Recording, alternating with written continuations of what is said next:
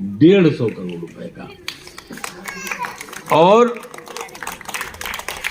कोई गली, कोई ऊंचा सड़क, कोई ऐसी नहीं बची है जो पक्की न हो गई हो।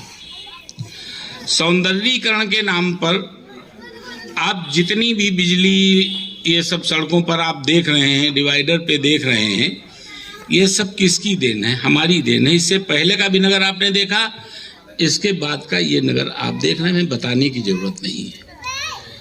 नागेश्वर नाथ अभी कल पेपर में निकला था, 4 करोड़ 60 रुपए की लागत से उसका सौंदर्यीकरण हो रहा है। प्रभात भैया अभी नहीं आए हैं, न प्रसन्न हो जाते, करो तो रोज देखते हैं, हो रहा है। धनोखर, कल्पना नहीं किसी ने की थी कि इस धनोखर सरोवर का भी कभी उद्धार होगा। कितना कीचड़ रहा करता था, आप लोग सब लोग जानते हो। आज ये चक्रतीर्थ आप सब लोग जानते हो।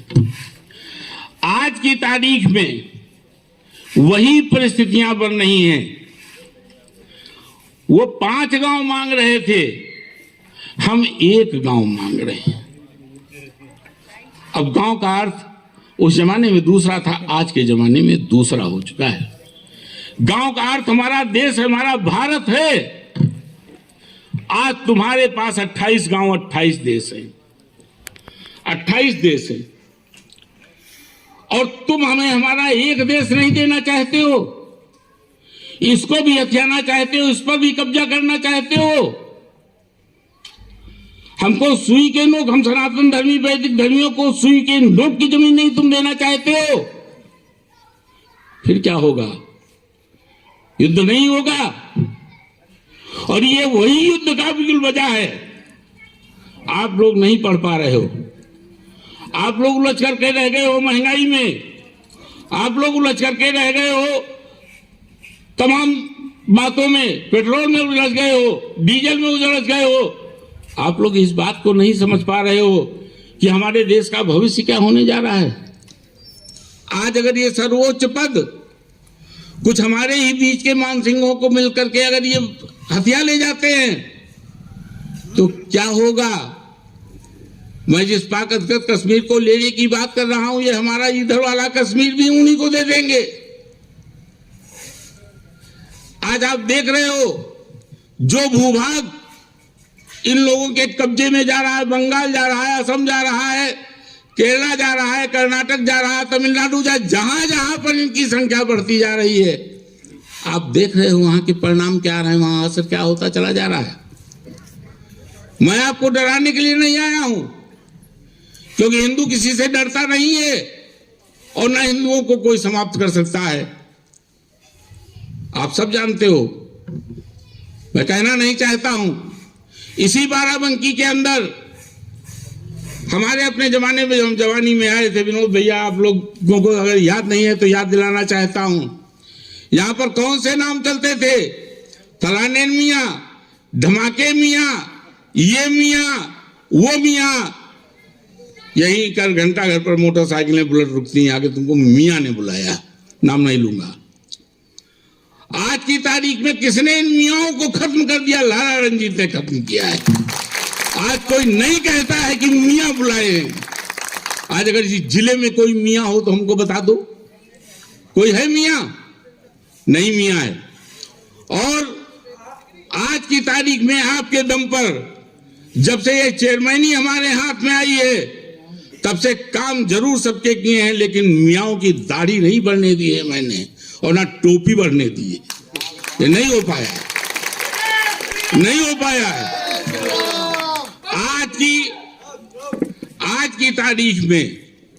आज की तारीख में इस धर्म युद्ध के आप हमारे साथी बनिए, धर्म युद्ध के साथी बनिए।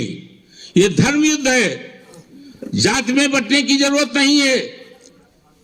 राष्ट्र की बात अभी एक ही शब्द कहूंगा, क्योंकि आज थोड़ा सा मैं और भी बोलता, बहुत कुछ बोलता, लेकिन विनोद भैया थोड़ा सा आज हमारा पारा ठीक नहीं रखा लोगों ने, इसलिए फिर कभी आऊंगा, मैं थोड़ी सी एक बात कर करके अपनी बात को समाप्त कर दूंगा। जो लोग आज जात में बट रहे हैं, हालांकि यहाँ पर मैं जानता हूँ कि इस गुलरिया गारदा क्षेत्र में और कटरा के वार्ड में ऐसा कोई मामला नहीं है। यहाँ पर 100% वोट भारतीय जनता पार्टी का है। न यहाँ पर ऐसी कोई जात का मामला है, न यहाँ ऐसा कोई वो मामला है। लेकिन फिर भी आप लोगों का शहर के अंदर हर क्षेत्र में आना जाना होता है। आप समझाइए, एक चर्चा आती है यहाँ पर, हमारे पास भी लोग आते हैं कि कुर्मी फलानी तरफ, यादव फलानी तरफ, और वो हरिजन उसमें चला जाएगा, और ये उसमें चला जाएगा, और ये वहाँ चला जाएगा। तो ये जो चर्चाएं होती हैं ये किसको कमजोर कर रही हैं, किसको कमजोर? ये जो एक हमारी राष्ट्रीयता का आंदोलन चल रहा है, जो हमारा एक देश के प्रति, इसको देश को सुरक्षित और सुदृढ़ करने के लिए जो आंदोलन चल रहा है, जिसको मोदी जी चला रहे हैं, जिसको योगी जी चला रहे हैं।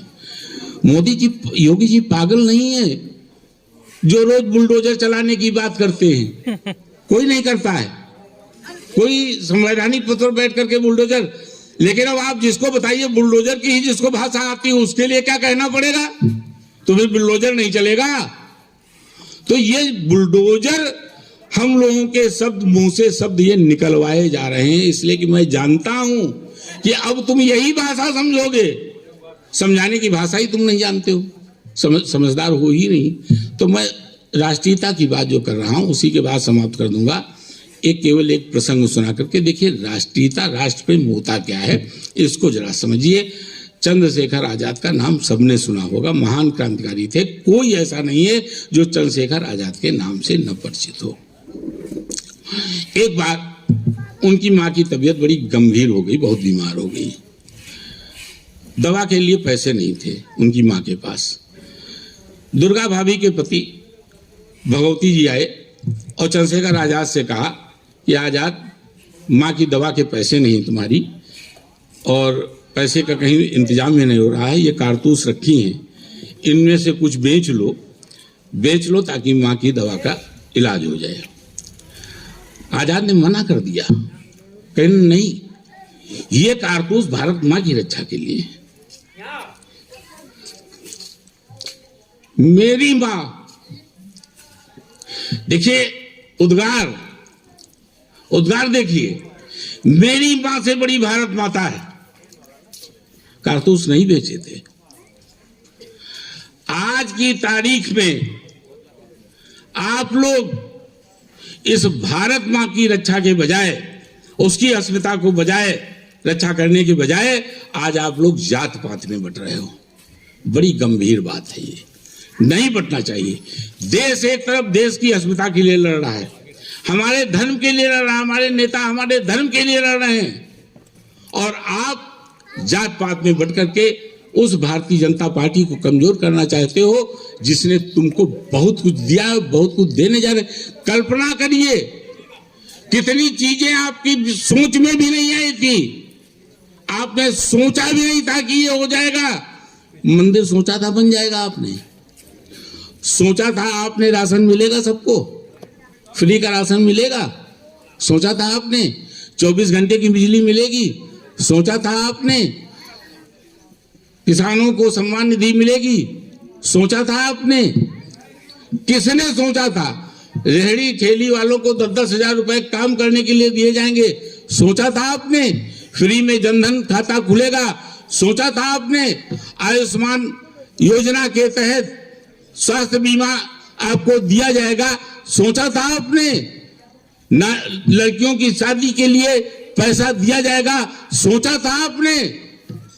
नहीं सोचा था।